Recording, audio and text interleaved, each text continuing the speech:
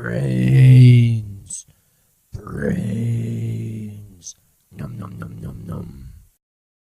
I recently watched Locke, which is a thriller drama from 2013. I think in some places it was released a year later. It stars Tom Hardy. It was written and directed by Stephen Knight, and it's a film that is really constrained, bar for a couple of shots in the entire movie. The whole thing takes place inside a car, where the lead character, played by Tom Hardy, Ivan Locke, is driving along a motorway. We find out very early on that he is supposed to be supervising some sort of concrete construction, which is the biggest pour of concrete for the foundation of a building that has been put in place in Europe. He's supposed to be overseeing this, but instead he's driving through the night in the opposite direction, and as the audience we find out that the reason for this is that he has made someone pregnant. These are mild spoilers, but it happens in like the first 10 minutes of the movie. So he's made someone pregnant and the baby's about to be born. We also find out he has a wife and kids, and the whole film is really pieced together through just conversations that he has with his wife over the phone, over the speakerphone in his car, his one-time mistress who is giving birth to his child, and to a guy called Donald who is his second in command, who's supposed to be overseeing the poor. And as the film progresses, Ivan Locke really measures himself as a human being.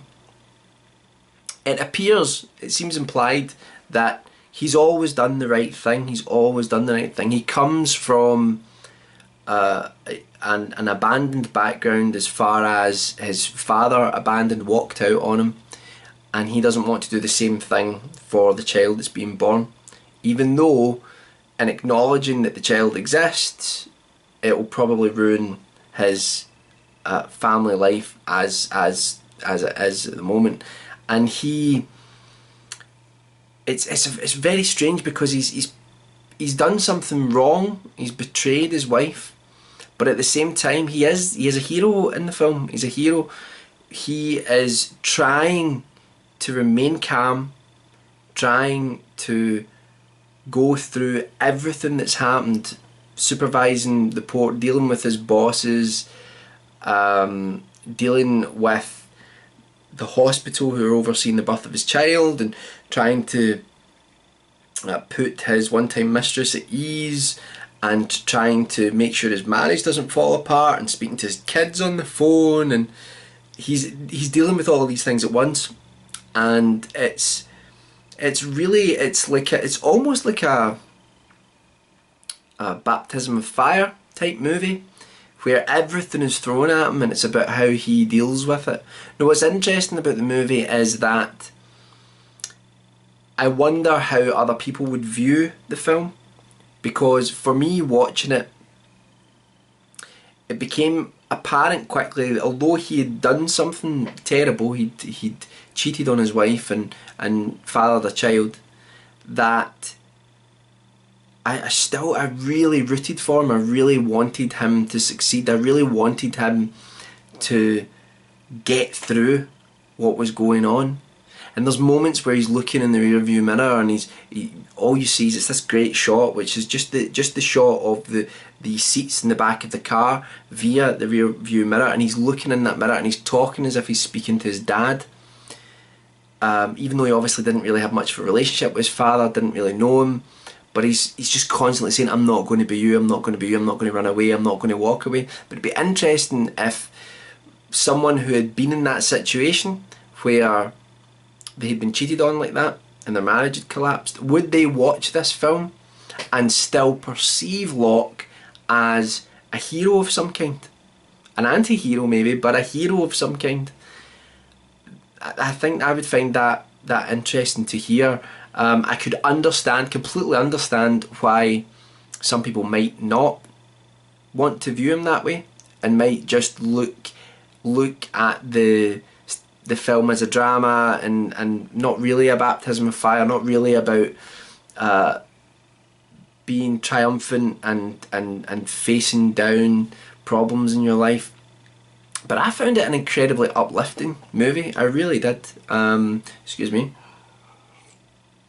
Ridiculously coloured mug.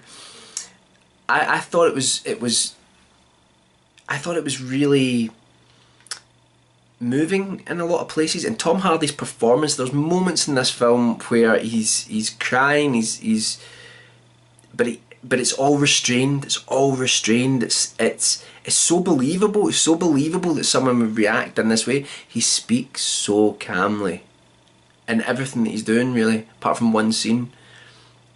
And yet he's fallen to pieces. He's just a man zooming down the motorway, trying to hold everything together as best he can, face down the mistakes that he's made, listen to his son, his teenage son on the phone, when neither of them are telling each other that they know the marriage between Locke and his son's mum is possibly over. The son knows that something's going on, but yet he whoever played that part, I'm not sure who played that part, but they play it brilliantly as well. It's a voice role, but you can tell that they're talking about football, and yet they're not really talking about football. They're just wanting everything to be okay and everything to go back to the way it was before, but maybe the chances are that it will never go back to the way it was before. It's brilliantly shot. I like that the director didn't feel that he had to do too much with the camera to try and make working in such a confined environment interesting. Yes, there are loads of cutaways to white stripes on tarmac flying past and street lights, and there are things to break up the constrained environment, but for the most part the camera's just centred on Tom Hardy, and it's such a brilliant performance. I was looking up, and I think it only made like $5 million in the box office, which still was like over twice what it cost to make, but it deserves a much bigger following, in my opinion.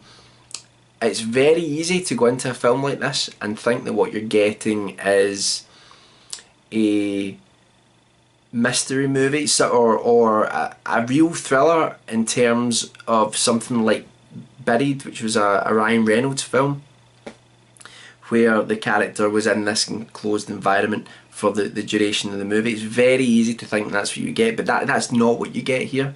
You don't get that. You get actually a drama. You get something that's very realistic and real, and also something that I think everyone will be able to identify at least something in Locke's character, in terms of trying to keep yourself calm, trying to just get through something and trying to make all the right decisions when really inside you're a torrent, you're a rage. I think that's something a lot of people will identify with. So I would definitely recommend this. It's a short movie. It's only like an hour and 20 minutes. So what have you got to lose? Go and check it out. That's Locke. You can watch it on Netflix, I think. Is that where I watched it? Yes, it is. You can watch it on Netflix UK. I don't know if it's in the American Netflix at the moment, but it's a really, really good movie. I'm going to watch it again. I think I need to watch it again to determine whether it's a great movie, but I felt after one watching as if it was.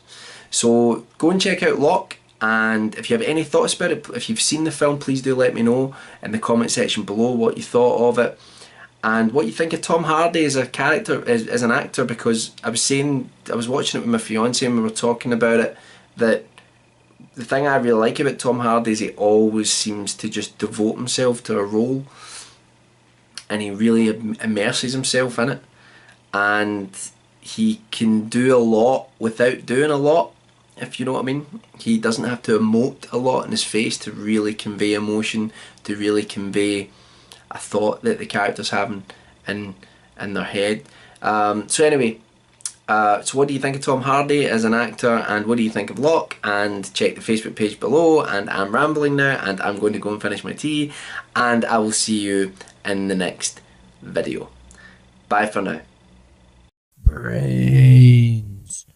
Brains. Num num num num num. I recently watched Locke, which is a thriller drama from 2013, but instead he's driving through the night in the opposite direction, and as the audience we find out that the reason for this is that he has made someone pregnant. These are mild spoilers, but it happens in like the first 10 minutes. I think in some places it was released a year later. It stars Tom Hardy. It was written and directed by Stephen Knight, and it's a film that is really constrained, bar for a couple of shots in the entire movie. The whole thing takes place inside a car, where the lead character, played by Tom Hardy, Ivan Locke, is driving along a motorway.